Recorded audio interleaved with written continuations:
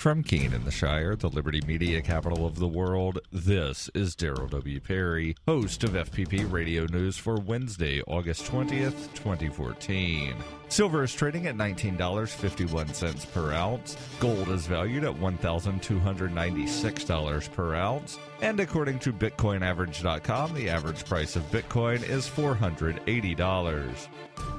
Antiwar.com reports the surge of fighters into Iraq has the ISIS recruitment effort picking up dramatic pace, with the Syrian Observatory for Human Rights reporting they signed up 6,300 new fighters in July alone. That's a huge addition and also a shift in the overall makeup of ISIS, as some 5,000 of the new recruits were believed to be Syrians. ISIS is overwhelmingly made up of foreign fighters. The influx of Syrian recruits finally gives ISIS a meaningful membership, which is local to their new caliphate, as opposed to simply foreign invaders who are carving out a religious state and territory they ousted Syria and Iraq from. The recruitment surge is likely not a one-off deal either, with the group picking up its efforts even more this month, following the U.S. launching of an air war in Iraq.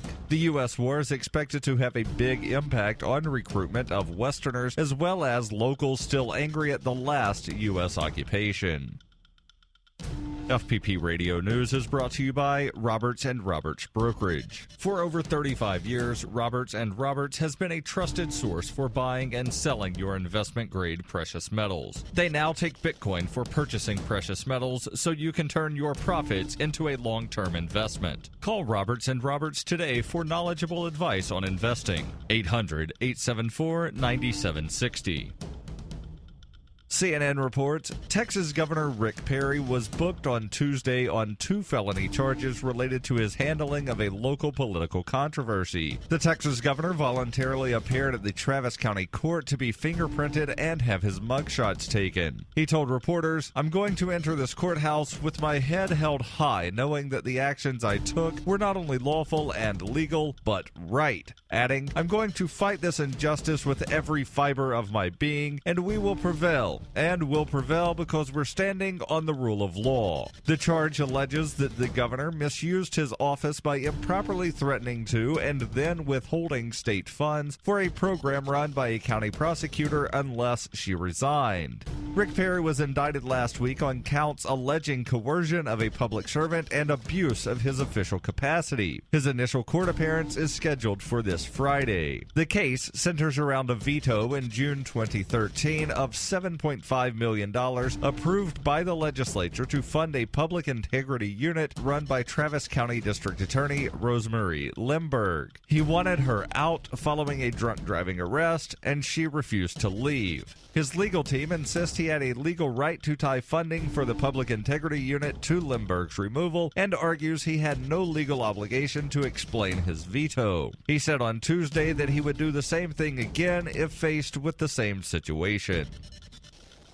In the spirit of Motorhome Diaries and Liberty on Tour, I intend to take the message of peace, love, and liberty on the road. During a 104-day trip, I'll be visiting at least 10 cities across the country, speaking to people about the ideas of peace, love, and liberty. To find out more about the tour or to donate, visit GoFundMe.com/FPPCC. That's GoFundMe.com/FPPCC. Antiwar.com reports gun battles broke out in the center of the eastern Ukrainian city of Donetsk yesterday as military forces, backed with artillery fire, attacked rebel positions in the capital of the rebel-held region.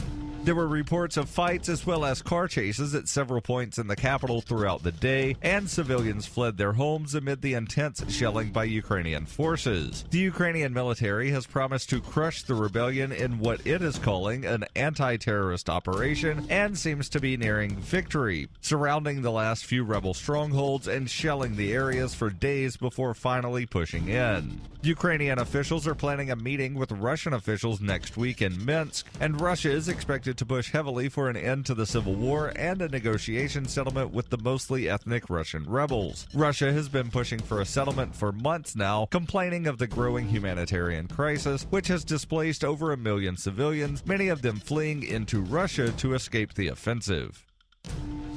This has been FPP Radio News, online at fppradio.com.